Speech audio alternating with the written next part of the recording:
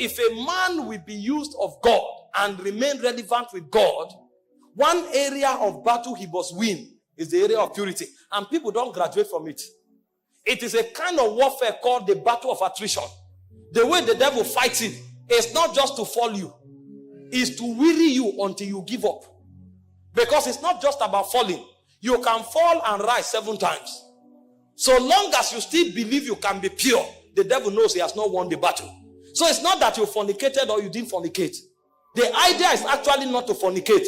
But most importantly is to come to the point where you tell yourself, I can live holy, I can live pure in a perverse generation. Because what the devil wants to achieve, and the reason why you fall every 3 months, is to get you to the point where you give up and say, Omo, this thing no dey possible. And then you even start suspecting that there is nobody who is truly pure, that everybody is just acting. The devil brings you to that defeatist mentality where you think and assume that it's impossible to live pure. And because of that, you now create a new doctrine. God accepts you as you are. God will accept you as you are, but God will not work with you as you are. You'll see new doctrines that righteousness is a nature, it's not an act. Because they have fought this battle, they feel is impossible. And so they weaponize it and makes it a doctrine. And that doctrine enslaves many. There are many churches today where immorality is normal. In fact, there is a system of managing it. If you come, you can point at many who are living in it. Pastor is managing it. In fact, there are many quarters today where cohabiting is natural. They feel it's a normal thing. It's a normal thing to just, a boy can just move into the house with a lady, or a lady move in with a boy, and they are living like husbands and wife, and it means nothing to them. It's normal. When you are going to minister, nobody is holy. All you need to do is just to ask God for mercy, because all of us, we are work in progress. And so they legitimize iniquity. Today we have thrown morality to the gutters. Look at scriptures and find out men who captains the move of God. The Bible spoke concerning Joseph in Genesis 39 verse 9. A woman of a big man in the city threw herself at him. Those days, when you are a man of means in society, you marry the best of women. Just the same way you ride the best of horses. And this woman threw herself to Joseph. Do what you want with me. I am all yours. And Joseph asked himself a question. How can I do this evil and sin against God? How can I commit this kind of evil? Nobody was seeing, but he knew God was seeing. I can't do this. The woman threatened him. I will not do it. In our generation today, we'll be the one going to pray, Lord, this temptation in this house. Hey, help me, oh, help me. What kind of temptation is this? Temptate what? The things that should attract anger from our spirit is what we are calling temptation. How can a married woman be affectionate towards you? Because she is beautiful. In our generation, we call it a temptation. It triggered anger in the heart of Joseph. And Joseph said, I will never do it. When the woman eventually accused him, the guy went into prison for 14 years.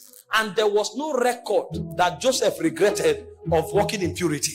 It was never documented that Joseph was angry with God or Joseph regretted for what he did. And suddenly the Bible will say, until the time that his word came. He said the word of the Lord tried it. The move of God in Egypt that saved the whole world was powered by a young boy that understood the place of sexual purity. If Joseph had compromised with Potiphar's wife, probably he would have become the head of the houseboys. He would have been promoted and be given a citizenship right.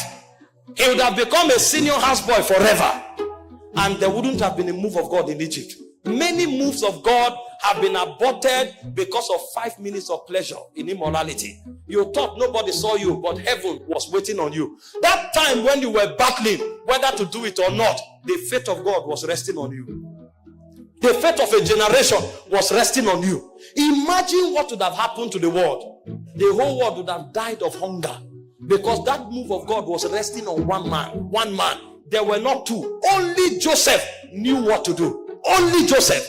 So beyond having authority over senators, beyond having lordship over the house of Pharaoh, he was the lifeline of the move of God for that dispensation. If Moses had fornicated with Potiphar's wife, even his father would have died of hunger. The plan of God for a generation, except God intervened, the world would have been wiped off.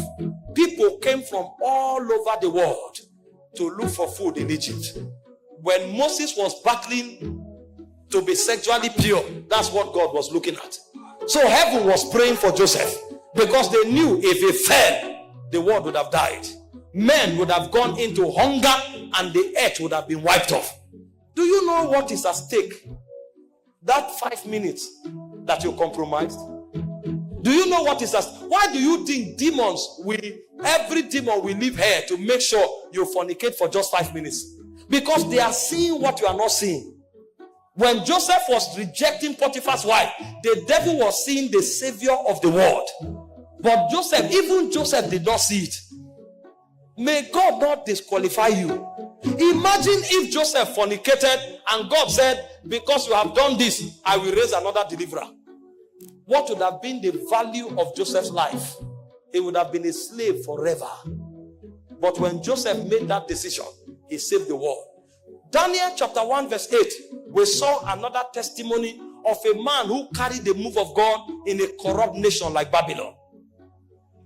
They brought things that appetized. And the Bible said Daniel and his friends proposed in their hearts that they will not defile themselves with the portion of the king's meat, because these things are offered to idols.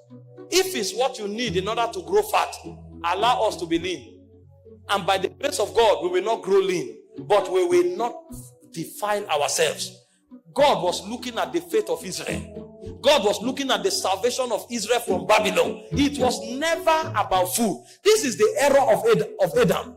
He thought it was about an apple. The devil knows this transaction is not about an apple. It's about the destiny of the human race. It's about the move of God over a dispensation. You are bargaining apple. A spirit is bargaining territories. You are bargaining apple. A spirit is bargaining the destiny of millions. Who told you it's an apple? You think the devil will come to you to strike a bargain with you about an apple? Do you know how busy the devil is? The Bible said the devil is running to and fro the earth. A being that busy, you think he will come away from his busy schedule and is arguing with you for 1 month just to sleep with that lady because of the pleasure? There's something he's seeing that you are not seeing. He has checked in the heaven and he has discovered that you are one of God's 7 soldiers for the next move of God. And if he brings you down, the move of God is at stake. You are thinking it's about pleasure. The devil is seeing the move of God that you are not seeing.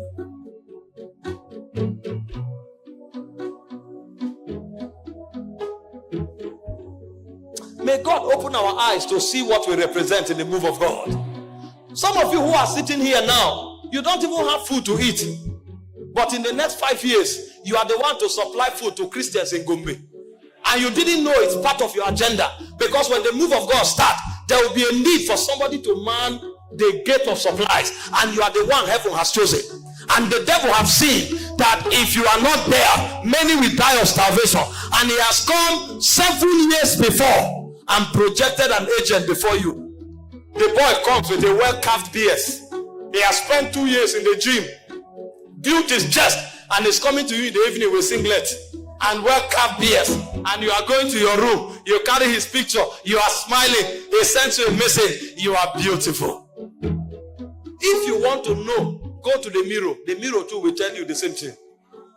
You look at one text message, you read it 20 times, you smile, you smile, you smile. You are bargaining something that is about to happen in 7 years. If you have understanding, you will delete that message, block that person's number, and invite him to church to meet your pastor.